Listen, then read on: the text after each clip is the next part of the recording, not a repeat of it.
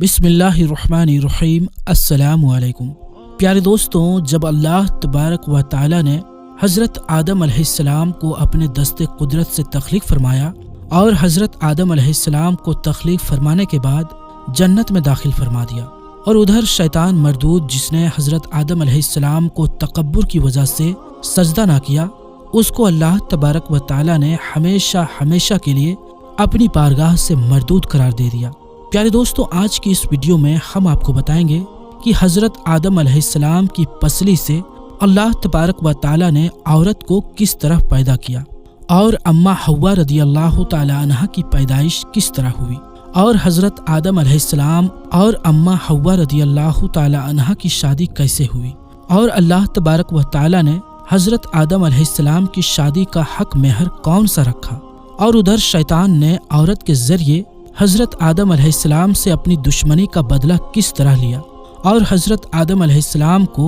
किस तरह जन्नत से ज़मीन पर उतारा गया, और हज़रत आदम अलैहिस्सलाम और अम्मा हव्वा रदियल्लाहु ताला अन्हा जन्नत में कितनी देर तक रहे, और जब हज़रत आदम अलैहिस्सलाम ज़मीन पर तशरीफ़ लाए तो अपने साथ कौन कौन सी चीज़ें लेकर आए। प्यारे दोस्तों, इन तमाम तर सवालात के जवाबात कुरान और हदीस की रोशनी में आज की इस वीडियो में हम आपको बताने वाले हैं। लिहाजा आपसे गुजारिश है कि हमारी इस वीडियो को आखिर तक ज़रूर देखिएगा। प्यारे दोस्तों, तख्लीक आदम के बाद जब हज़रत आदम अलैहिस्सलाम जन्नत के अंदर तशरीफ़ लाए तो जन्नत में अल्लाह तबारक व ताला की तमाम तर नेमतें और आसाइशें मौजूद थी, लेकिन इसके बावजूद भी हज़रत आदम अलैहिस्सलाम जन्नत के अंदर तन्हाई महसूस करने लगे और उदास उदास रहने लगे। तो अल्लाह तबारक व ताला ने हज़रत आदम अलैहिस्सलाम की उदासी और तन्हाई को दूर करने के लिए हज़रत अम्मा हव्वा रदियल्लाहु ताला अन्हा को पैदा किया। हज़रत इब्ने अब्बास रदियल्लाहु ताला अन्हु रिवायत करते हैं कि हज़रत आदम अलैहिस्सलाम एक दिन जन्नत में सो रहे थे कि अल्लाह तबारक व ताला ने उनकी छोटी पसली से हज़रत हव्वा रदियल्लाहु ताला अन्हा को पैदा फरमा दिया। जब हज़रत आदम अलैहिस्सलाम नींद से बेदार हुए तो हज़रत आदम अलैहिस्सलाम ने अपने पास एक औरत को पाया जो कि उनसे मिलती जुलती मखलूक थी। प्यारे दोस्तों, रिवायात में आता है कि जब हज़रत आदम अलैहिस्सलाम ने अपनी जैसी खूबसूरत मखलूक को अपने पास लेटा हुआ देखा तो उनकी तरफ अपना हाथ मुबारक बढ़ाने का इरादा फरमाया। तो उस वक्त फरिश्तों ने अर्ज किया कि ठहर जाइए, पहले आप इनका हक मेहर अदा करें। तो हज़रत आदम अलैहिस्सलाम ने फरिश्तों से पूछा कि इनका हक मेहर क्या है। तो फरिश्तों ने अर्ज किया कि इनका हक मेहर ये है कि आप हमारे आका व मौला हज़रत मोहम्मद मुस्तफ़ा सल्लल्लाहु अलैहि वसल्लम पर 10 मरतबा दुरूद पाक पढ़ें। चुनांचे हज़रत आदम अलैहिस्सलाम जब जन्नत में दाखिल हुए तो आपने पहले ही जन्नत के मुख्तलिफ मकामात पर जगह जगह पर हज़रत मोहम्मद मुस्तफ़ा सल्लल्लाहु अलैहि वसल्लम का इसमें गरामी लिखा हुआ देखा था, क्योंकि हज़रत मोहम्मद मुस्तफ़ा सल्लल्लाहु अलैहि वसल्लम अल्लाह तबारक व ताला के महबूब हैं, और अल्लाह तबारक व ताला ने अपने महबूब के नाम से जन्नत को मुज़य्यन फरमाया था, यानी सजाया हुआ था। चुनांचे हज़रत आदम अलैहिस्सलाम ने आप सल्लल्लाहु अलैहि वसल्लम की ज़ाते अक़दस पर दुरूद पाक पढ़ा, और इस तरह हज़रत आदम अलैहिस्सलाम और अम्मा हव्वा रदियल्लाहु ताला अन्हा का निकाह हुआ। प्यारे दोस्तों, रिवायात में आता है कि हज़रत आदम अलैहिस्सलाम और अम्मा हव्वा रदियल्लाहु ताला अन्हा 60 साल तक जन्नत में रहे, लेकिन उनको हक़ के ज़ौजियत अता करने का हुक्म ना था और ना ही बच्चे पैदा करने का हुक्म था। चुनांचे इस तरह हज़रत आदम अलैहिस्सलाम अम्मा हव्वा रदियल्लाहु ताला अन्हा की तख्लीक के बाद बड़े आराम और सुकून से जन्नत में रहने लगे। हज़रत आदम अलैहिस्सलाम और अम्मा हव्वा रदियल्लाहु ताला अन्हा जितना अरसा भी जन्नत में रहे, इस अरसे के दौरान इन दोनों पर जन्नत में किसी भी मकाम पर जाने की कोई पाबंदी ना थी सिवाय शजरे ममनुआ के।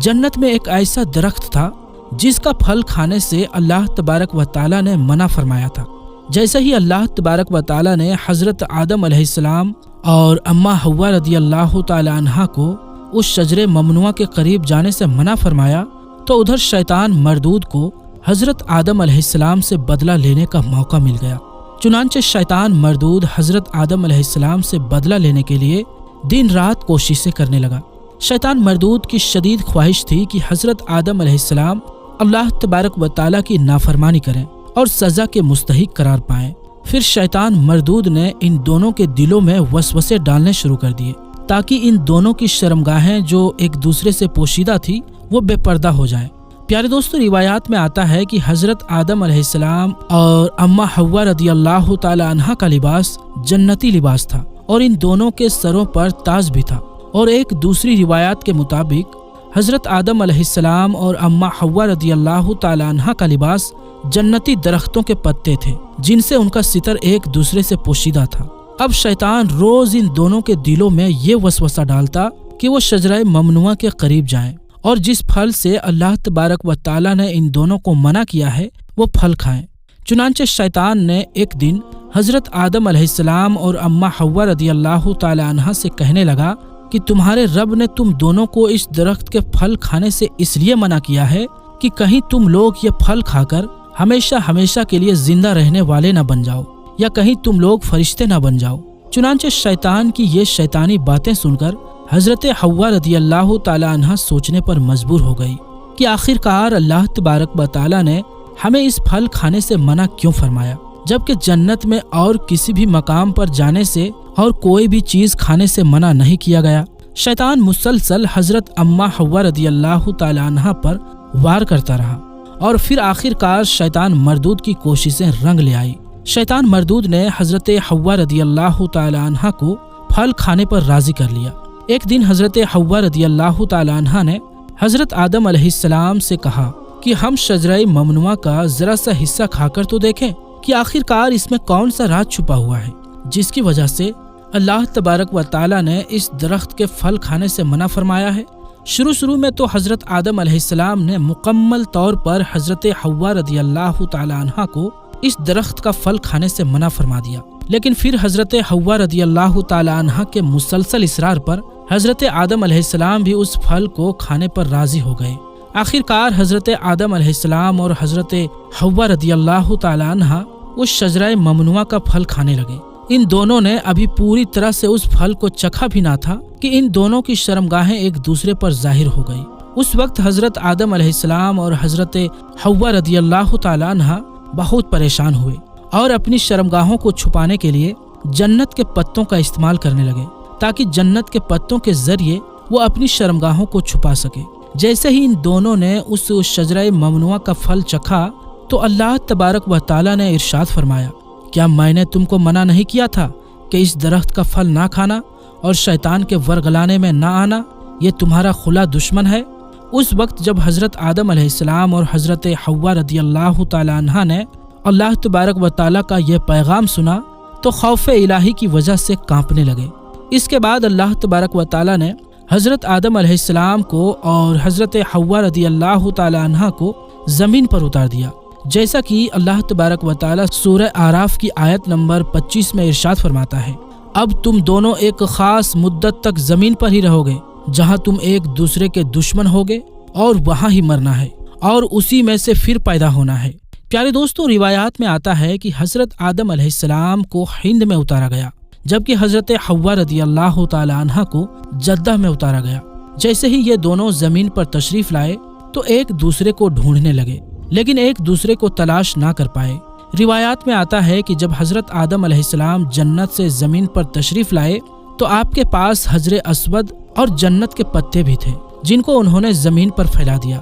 حضرت ابن عباس رضی اللہ تعالی عنہ سے مروی ہے کہ حضرت جبرائیل علیہ السلام حضرت آدم علیہ السلام کے پاس تشریف لائے اور گندم کے 7 دانے اپنے ساتھ لے کر آئے۔ حضرت جبرائیل علیہ السلام نے اس گندم کے دانوں کو حضرت آدم علیہ السلام کو دے دیا تو حضرت آدم علیہ السلام پوچھنے لگے کہ یہ کیا ہے؟ تو حضرت جبرائیل علیہ السلام نے عرض کیا، یہ اس درخت کا پھل ہے جس سے آپ کو روکا گیا تھا لیکن آپ نے تناول فرما لیا۔ تو اس وقت حضرت آدم علیہ السلام نے فرمایا کہ اب میں اس کا کیا کروں؟ تو حضرت جبرائیل علیہ السلام نے عرض کی کہ ان دانوں کو زمین میں بو دیجئے۔ حضرت علامہ ابن قصیر لکھتے ہیں کہ حضرت آدم علیہ السلام سے جو خطا ہوئی تو حضرت آدم علیہ السلام اس خطا کی معافی کے لیے اللہ تبارک و تعالیٰ کی بارگاہ میں ایک لمبے وقت تک روتے رہے اور اللہ تبارک و تعالیٰ سے معافی مانگتے رہے۔ چنانچہ ایک دن اللہ تبارک و تعالیٰ کو حضرت آدم علیہ السلام کی گریہ زاری پر رحم آیا تو اللہ تبارک و تعالیٰ نے حضرت جبرائیل علیہ السلام کو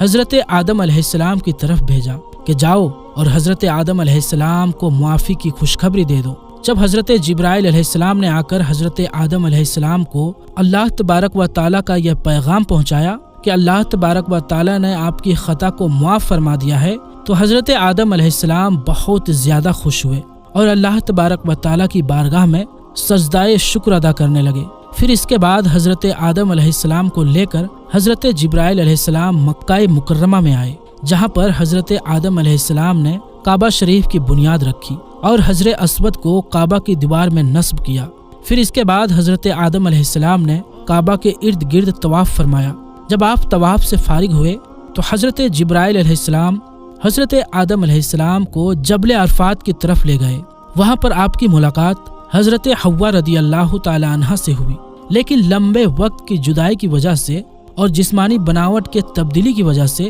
آپ ایک دوسرے کو پہچان نہ سکے۔ پھر حضرت جبرائیل علیہ السلام نے ان دونوں کا تعارف کروایا۔ اس وقت آپ دونوں بہت خوش ہوئے۔ پیارے دوستو، یہی وہ وقت تھا جب دنیا کی سب سے پہلی عورت کو حیض آیا۔ پھر اس کے بعد اللہ تبارک و تعالیٰ کے حکم سے حضرت آدم علیہ السلام اور حضرت حوا رضی اللہ تعالی عنہا کی قصیر اولاد ہوئی۔ پیارے دوستو، اس طرح شیطان مردود نے جنت کے اندر حضرت آدم علیہ السلام سے بدلہ لینے کے لیے عورت کو ورگلایا، اور شیطان مردود ہمیشہ سے انسان کو بہکانے کے لیے عورتوں کا استعمال کرتا ہے، جیسا کہ اللہ تبارک و تعالیٰ قرآن پاک میں ارشاد فرماتا ہے کہ بے شک عورتیں شیطان کی رسیاں ہیں۔ اللہ تبارک و تعالیٰ سے دعا ہے کہ اللہ تبارک و تعالیٰ شیطان مردود کے سر سے ہمیں بچائے اور ہمیشہ نیک لوگوں کے راستے پر چلنے کی توفیق عطا فرمائے، اور اپنے پیارے حبیب حضرت محمد مصطفیٰ صلی اللہ علیہ وآلہ وسلم کی محبت کے اندر جینا مرنا نصیب فرمائے،